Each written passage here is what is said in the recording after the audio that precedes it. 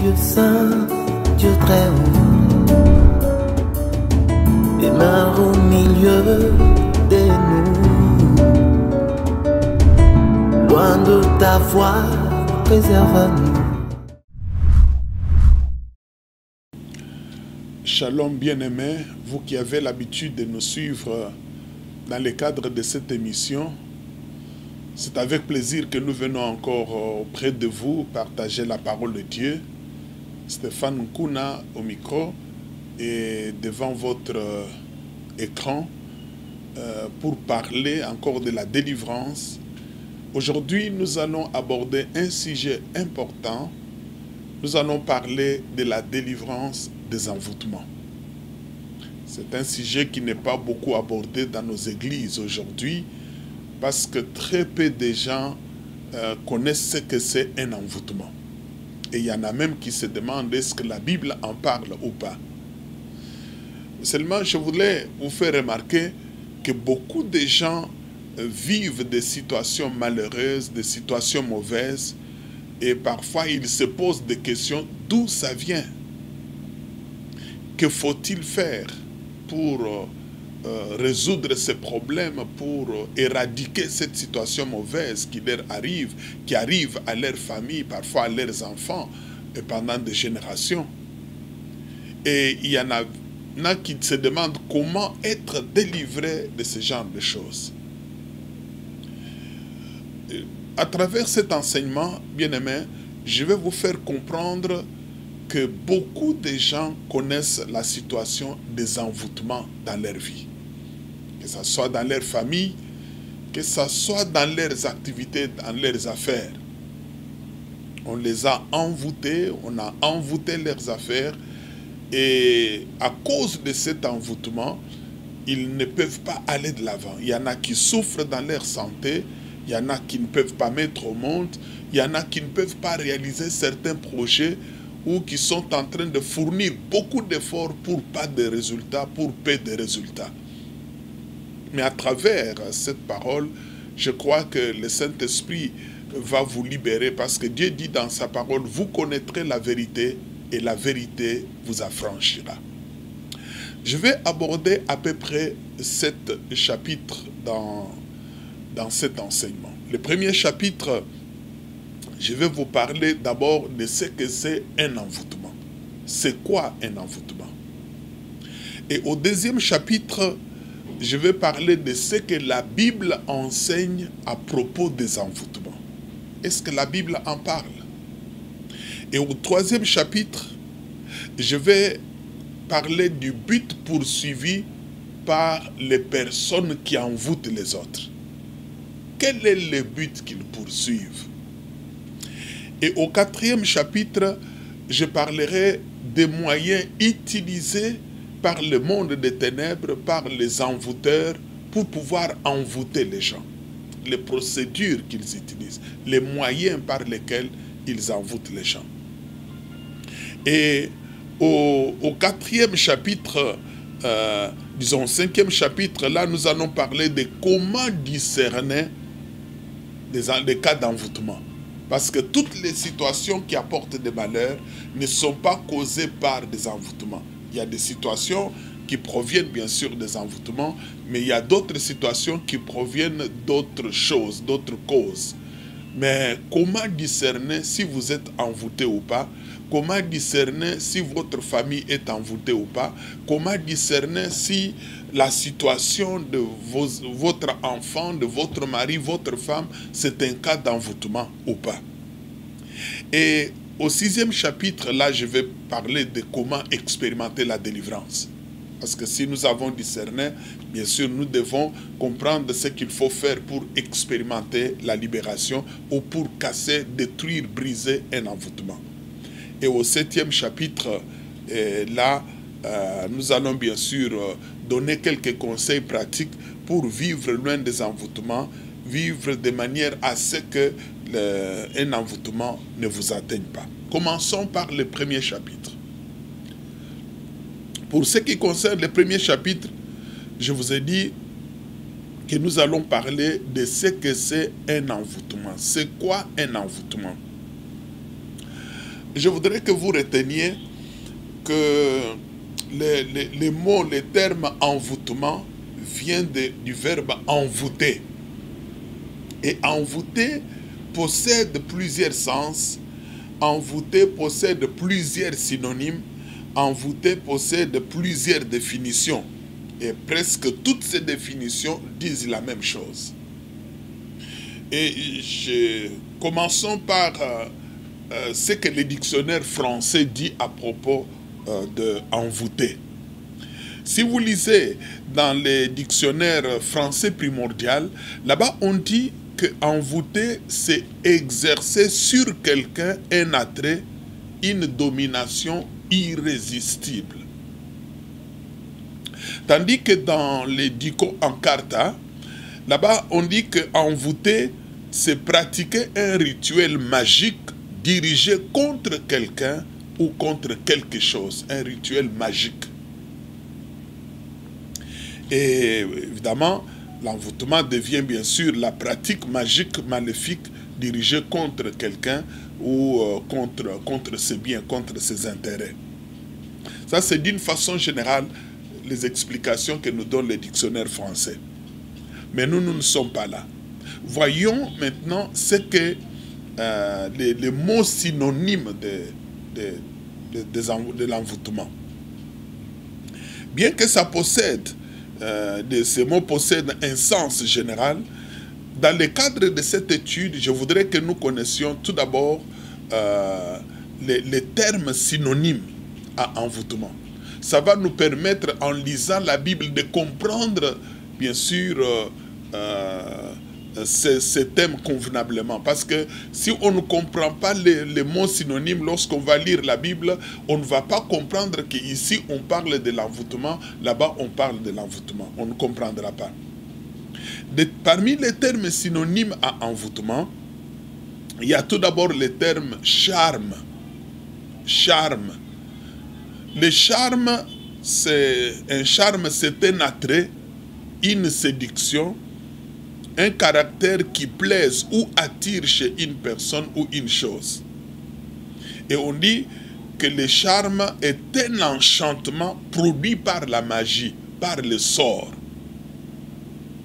C'est le charme. Et d'autre part, on dit que le charme est un sortilège magique qui permet d'exercer un pouvoir surnaturel de domination sur quelqu'un.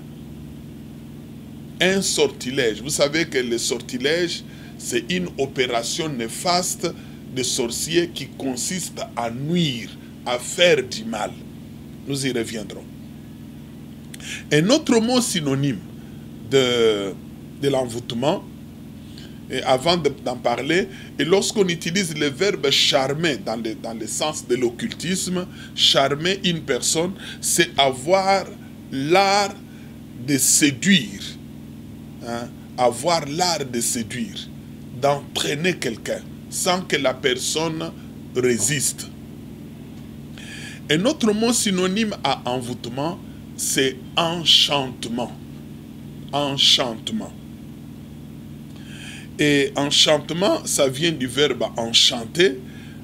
Dans le cadre de l'occultisme, enchanter, ça signifie mettre quelqu'un à son pouvoir par une influence magique. Mettre quelqu'un en son pouvoir par une influence magique. Vous comprenez par là, évidemment nous y reviendrons, lorsque Dieu dit qu'on ne trouve chez toi personne qui se livre aux enchantements, qu'il n'y ait pas d'enchanteur. Un enchanteur, c'est celui qui pratique des enchantements, qui a l'habitude d'enchanter les gens. Et enchanter, c'est mettre quelqu'un à son pouvoir par une influence magique. Et enchantement, c'est un phénomène magique. C'est une influence magique. Autrement dit, c'est un sortilège. Un sortilège, comme je l'ai dit, maléfice néfaste ou opération de sorcier qui consiste à nuire à une personne ou à une chose. C'est ça l'enchantement. Mais en dehors de l'enchantement, il y a un autre mot synonyme à envoûtement, c'est ensorcellement. ensorcellement. Déjà, à l'intérieur de ce mot, ensorcellement, vous voyez, il y a déjà la sorcellerie. L'ensorcellement, c'est l'action d'ensorceler ou l'effet d'être ensorcelé. C'est une pratique de sorcellerie qui produit un effet sur quelqu'un ou sur quelque chose. Ce sont des opérations occultes, des opérations de la sorcellerie qui consistent bien sûr à créer des effets sur une personne dans son travail, dans ses activités ou même dans sa famille. Je vous donnerai beaucoup d'exemples lorsque nous allons entrer dans la pratique des choses. Ici, je suis en train d'expliquer un peu la terminologie. Alors, ensorceler, c'est frapper quelqu'un de sortilège. C'est séduire et captiver par le charme irrésistible de quelque chose. Il y a un autre mot synonyme à envoûtement, c'est la fascination. Fascination.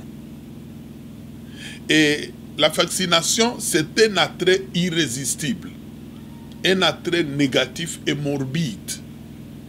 C'est une sorte d'hypnose produite par l'action d'un fluide magnétique. Ça, c'est dans le cadre beaucoup plus de l'occultisme. Les occultistes utilisent parfois l'hypnose, utilisent parfois certains moyens pour pouvoir hypnotiser les gens. Et là, ils pratiquent la fascination.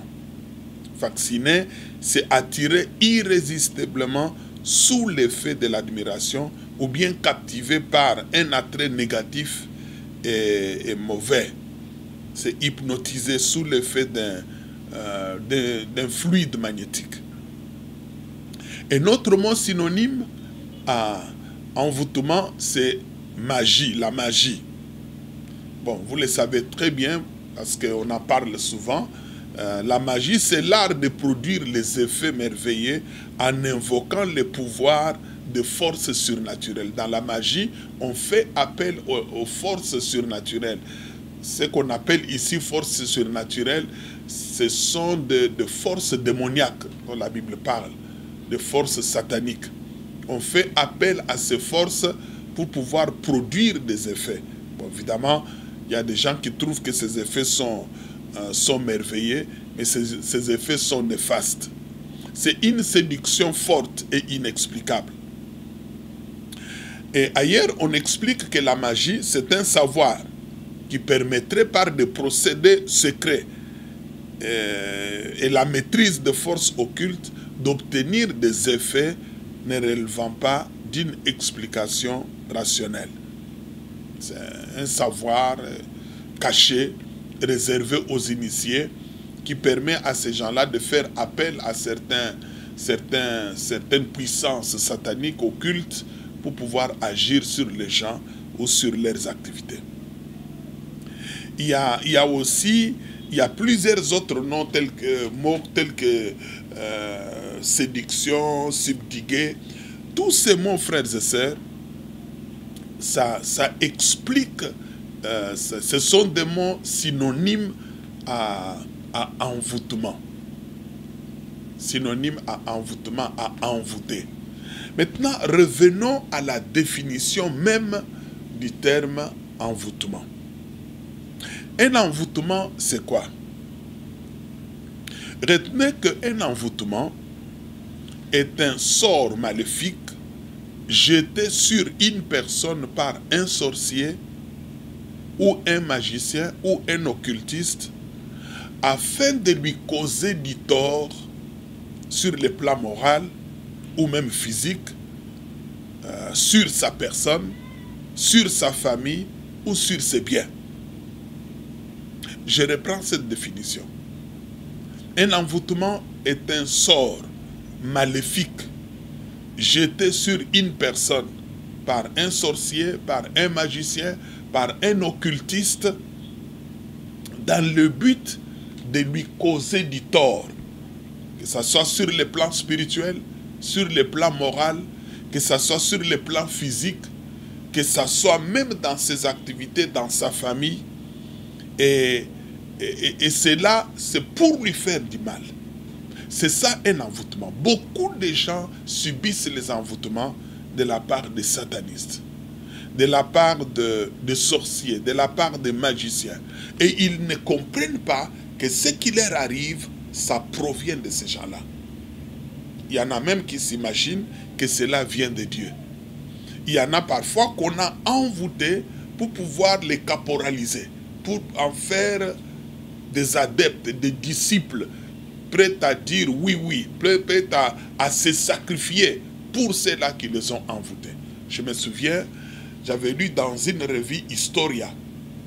Vous savez, Historia, c'est une revue non chrétienne, une revue, un journal qui raconte toujours des histoires anciennes, bien fouillées. Dans l'une de ces revues, j'avais lu l'histoire de Hitler à l'époque. Là-bas, on rapportait qu'en Allemagne, à l'époque de Hitler, il y avait un professeur d'université qui habitait la province et qui était très très opposé à Hitler. Un farouche opposant.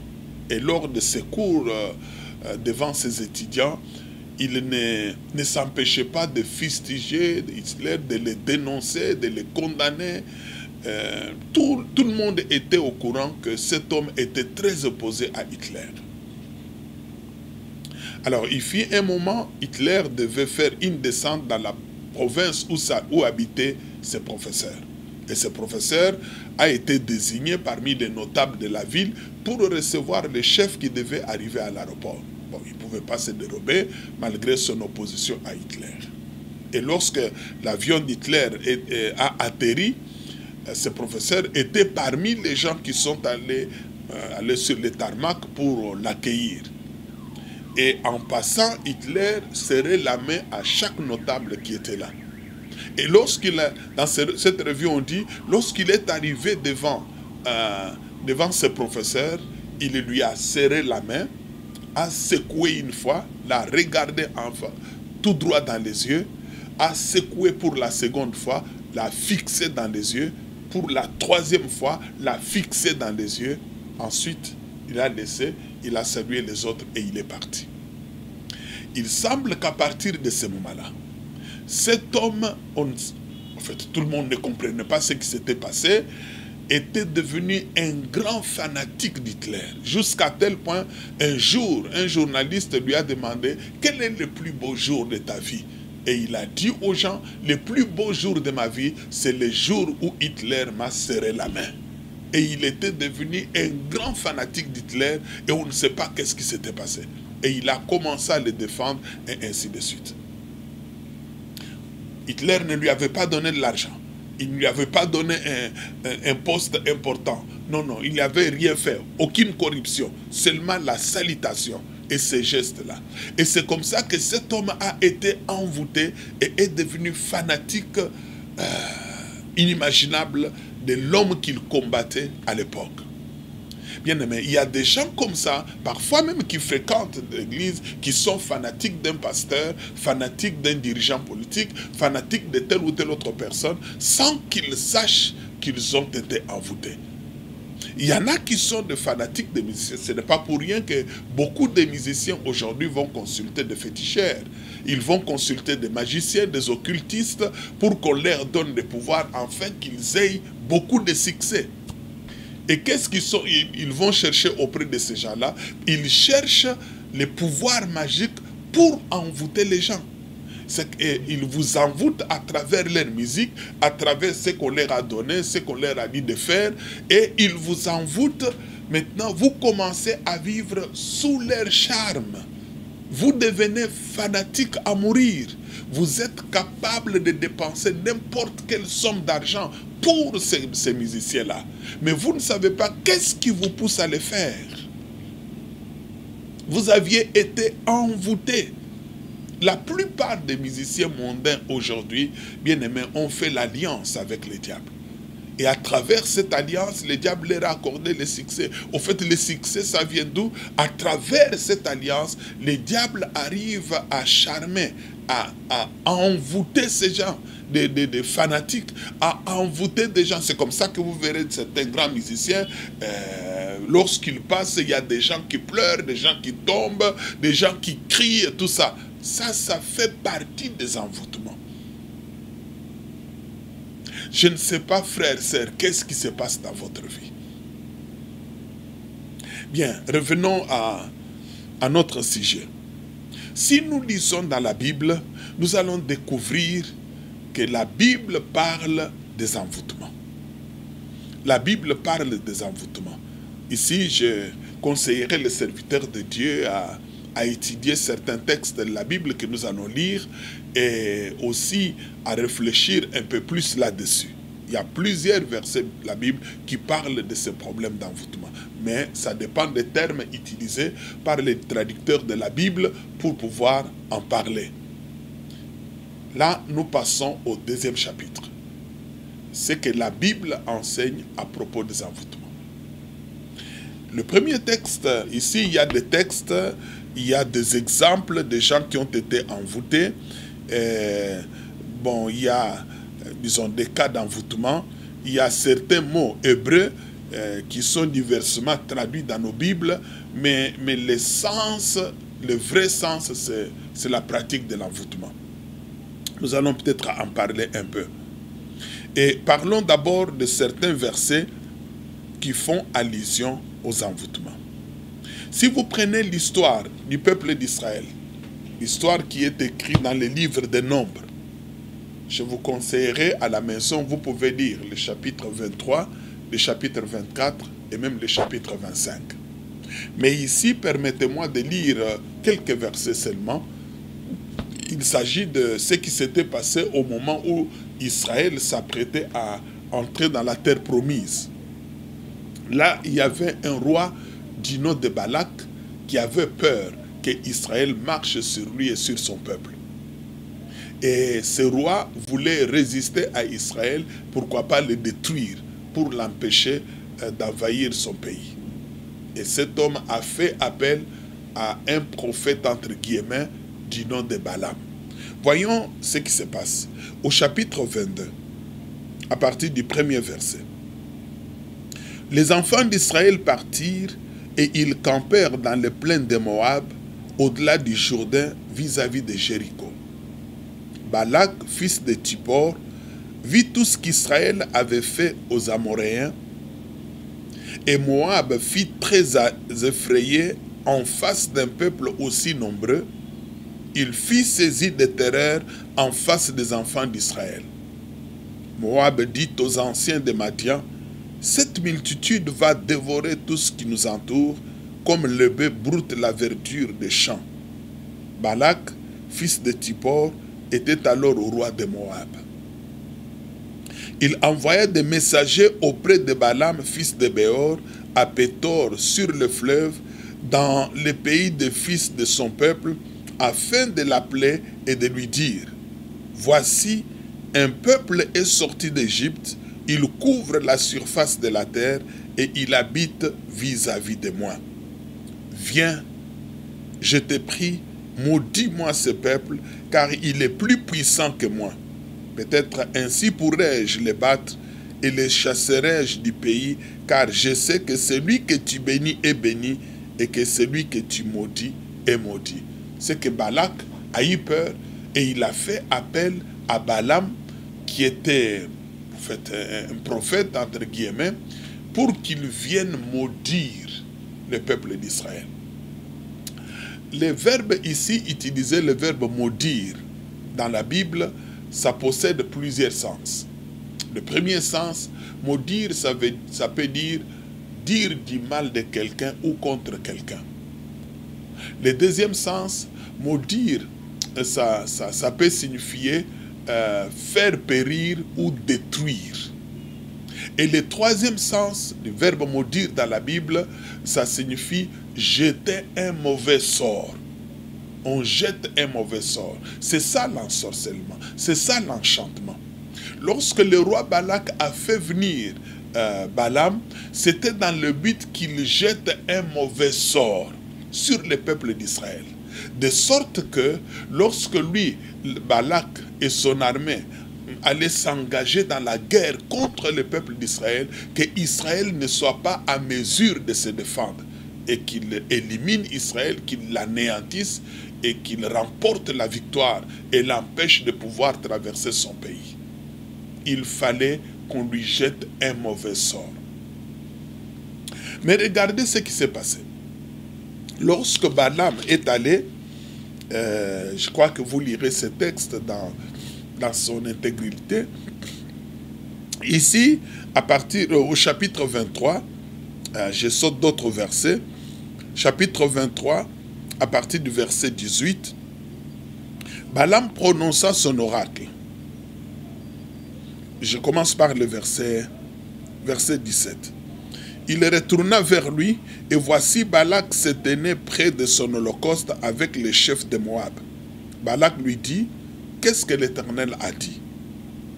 Balaam prononça son oracle et dit, lève-toi Balak, écoute, prête-moi l'oreille, fils de Tippor. Dieu n'est point un homme pour mentir, ni fils d'un homme pour se repentir. Ce qu'il a dit, ne le fera-t-il pas? Ce qu'il a déclaré, ne l'exécutera-t-il pas? Voici, j'ai reçu l'ordre de bénir.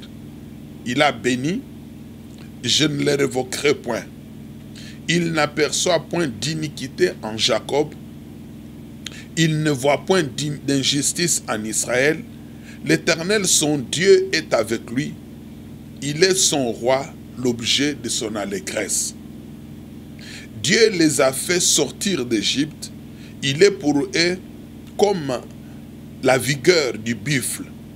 L'enchantement ne peut rien contre Jacob, ni la divination contre Israël.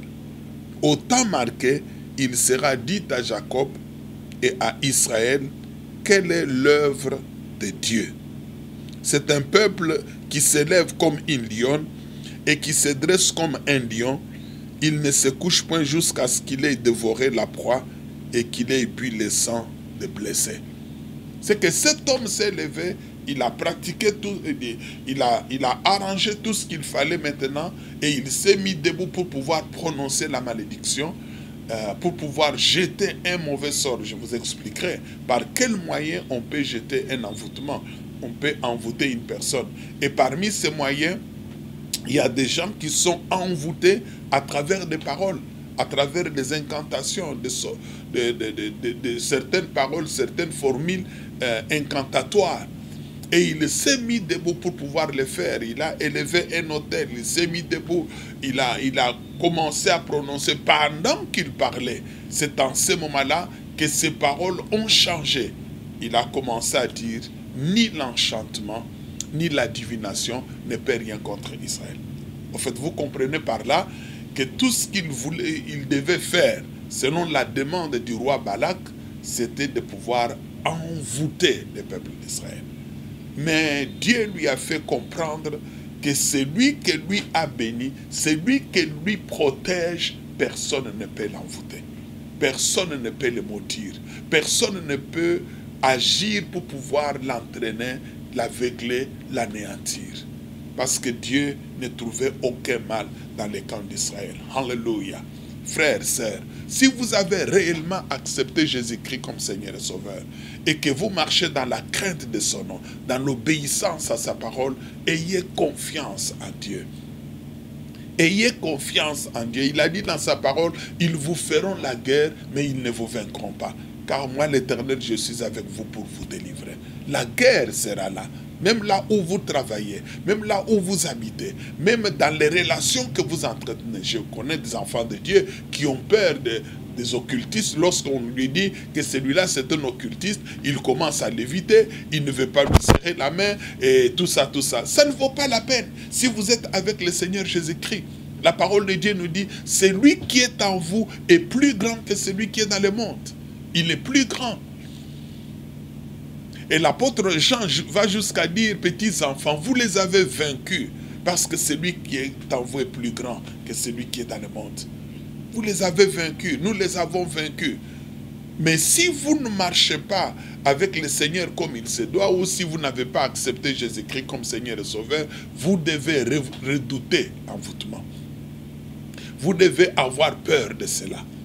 Les lieux où il faut se réfugier, c'est dans le Seigneur Jésus-Christ. Il n'y a que lui qui protège contre les envoûtements, quels qu'ils soient. Mais celui qui prétend avoir accepté Jésus-Christ, mais qui vit un pied dedans, un pied dehors, c'est-à-dire, il est dans le Seigneur, mais en même temps, il est dans le monde, c'est très dangereux. Mais si celui qui est né de Dieu, vous avez accepté le Seigneur, mais au même moment, vous vivez dans les mensonges, vous vivez dans l'orgueil, dans l'hypocrisie, au même moment, vous vous adonnez à l'impudicité, à l'adultère, à l'homosexualité, au même moment, vous vous livrez à toutes ces pratiques mauvaises que Dieu a interdites dans sa parole, là vous vous exposerez vous-même. Remarquez ici, il a été dit au roi Balak par ce prophète que Dieu ne trouve pas d'iniquité parmi les peuples d'Israël. Mais s'il y a l'iniquité dans votre vie, s'il y a l'iniquité dans votre maison, frères, sœurs, l'ennemi va vous atteindre. L'envoûtement peut vous atteindre. Et c'est comme ça que nous avons des enfants de Dieu, entre guillemets, qui ont été atteints par l'envoûtement. Qui ont été atteints aujourd'hui, qui souffrent dans leur corps, qui souffrent dans leur âme. Il y en a même parfois qui ont renoncé à la foi. Il y en a même parfois même qui sont morts ou qui connaissent des problèmes là où ils travaillent parce que l'envoûtement les avait atteints à cause du fait qu'en eux, il y avait le mal. Souvenez-vous de ce que le Seigneur Jésus-Christ avait dit avant qu'il ne soit arrêté. Le prince des ténèbres arrive, mais il n'a rien à moi. Frères, sœurs, faites ce qui est à votre pouvoir pour que le prince de ce monde des ténèbres ne trouve rien en toi. Que des péchés ne soient pas en toi. Et l'envoûtement ne t'atteindra pas. La porte qui s'ouvre, qui permet à l'envoûtement de pénétrer une personne, c'est beaucoup plus le péché. Le péché. Il n'y a pas de petits péchés, il n'y a pas de grands péchés. En fait, ça c'est un texte que vous devez retenir, la tentative d'envoûtement du peuple d'Israël. Et Israël ne savait pas qu'il y avait des gens qui étaient en train de se préparer pour pouvoir les envoûter. Un autre texte que je voulais lire avec vous concernant l'envoûtement, ça se trouve dans Deutéronome. C'est un des textes qui parle beaucoup plus, qui dénonce l'occultisme, les pratiques de la sorcellerie, etc. C'est un texte très important que vous devez connaître. Dans le livre de Deutéronome, je vais lire ce texte dans une version moderne, The Bible. Dans cette version, si vous prenez Deutéronome chapitre 18, excusez-moi, à partir du verset 9 jusqu'au verset 13. Deutéronome 18, verset 9 au verset 13.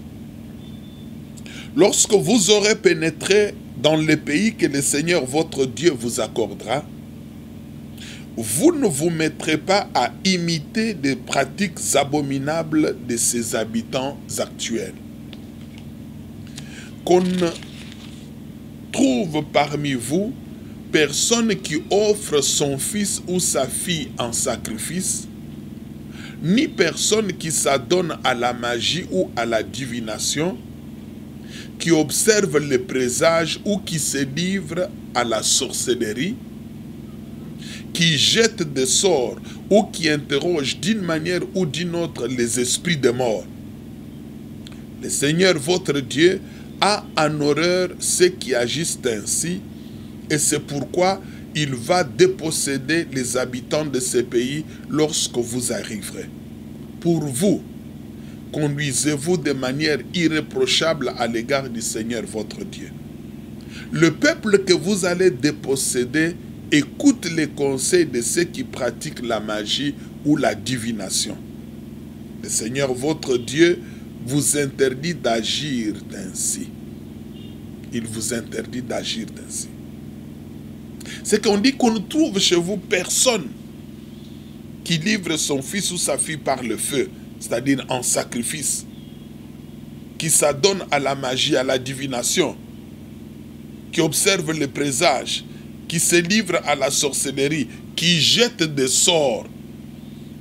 Nous avons dit qu'un envoûtement, c'est un sortilège, c'est une opération néfaste des sorciers qui consiste à nuire on jette les sorts, les mauvais sorts sur quelqu'un, sur sa famille, ou même sur son avenir, sur son mariage, sur ses activités, dans le but de nuire, de faire du mal. Et Dieu dit à son peuple qu'on ne trouve chez toi personne qui se livre à cela, personne qui pratique des envoûtements. Or, les gens qui vivent avec nous, ils ne connaissent pas le Seigneur. Ils ne connaissent pas le Seigneur. Beaucoup sont engagés dans l'occultisme. Il y en a qui sont dans la sorcellerie, dans la magie, dans des pratiques occultes. Et dans ces pratiques occultes, ils ont appris comment jeter les sorts, comment pratiquer ces choses-là pour faire du mal à quelqu'un. Et c'est comme ça qu'aujourd'hui, il y a des gens, il y a parfois des couples qui ont perdu leur mariage. Il y a des familles qui ont été disloquées. Il y a des gens qui sont devenus esclaves des autres. Ils travaillent pour le compte des autres parce qu'on les a envoûtés. Ils sont devenus comme des esclaves. Ils ne profitent pas de ce qu'ils gagnent à la sueur de leur front. Mais au contraire, c'est d'autres personnes qui profitent parce qu'ils ont été envoûtés. Aujourd'hui, il y a parfois des hommes qui sont esclaves de certaines femmes. Ces femmes-là ont été voir des féticheurs. Et les féticheurs ont donné des maléfices, des sortilèges pour pouvoir envoûter ces hommes. Et ces hommes ont été envoûtés et désormais ils obéissent à l'œil et au son de la voix. Dès que quelqu'un bouge comme ça, c'est fini. Vous voyez un homme qui se courbe et il est capable de prendre tout son salaire, de déposer au pied de cette femme, sacrifiant sa femme légitime, sacrifiant même ses enfants, sacrifiant les membres de sa famille pour le compte de celle-là. Ce sont des envoûtements. Beaucoup vivent dans ce genre d'envoûtements. J'ai déjà rencontré beaucoup de gens qui passent par des envoûtements, qui ont été détruits dans leur vie. Frères, sœurs, je ne sais pas qu'est-ce qui se passe dans votre vie. Qu'est-ce qui se passe? Dieu veut vous libérer. Il y a d'autres textes bibliques qui nous en parlent, mais je voudrais que vous reteniez, dans la version de second, on dit qu'on trouve chez toi personne qu'on ne trouve pas des enchanteurs, c'est-à-dire quelqu'un qui se livre, bien sûr, aux enchantements. Un enchantement, selon la Bible, c'est l'emploi de formules magiques pour obtenir l'aide des esprits mauvais ou pour conjurer leur influence. Quelqu'un qui procède à l'enchantement ou à l'envoûtement, il fait appel à certains esprits à qui il donne une mission. Et ce sont ces esprits impurs qui agissent maintenant sur la personne, sur la famille, dans le but de nuire, de faire du mal. C'est ça ce qu'on appelle enchantement. C'est l'un des mots synonymes à envoûtement. Et second revient beaucoup plus sur enchantement, enchanteur. Autrement dit, c'est un magicien. Dans la version moderne, non pas c'est un magicien, c'est un sorcier ou un nécromancien. Il y a d'autres versets de la Bible qui parlent bien sûr des envoûtements. Je vais pouvoir y revenir dans la deuxième partie de notre message. Mais laissez-moi vous dire, quel que soit ce qui a été fait, un seul est capable de briser l'envoûtement, c'est le Seigneur Jésus-Christ. Un seul est capable de briser cela, afin de vous libérer, de libérer votre foyer, de libérer votre emploi, de libérer vos activités, de tout ce que le monde des ténèbres a fait. C'est pourquoi dans sa parole, il est écrit, le Fils de Dieu a paru afin de détruire les œuvres du diable. L'envoûtement, l'enchantement et toutes ces choses, ça fait partie de l'œuvre du diable. Christ va agir afin de vous libérer de cela, parce qu'il était apparu pour le détruire. Que le Seigneur Dieu vous bénisse. Amen. Dieu saint, Dieu très haut, demeure au milieu de nous. Loin de ta voix, préserve-nous.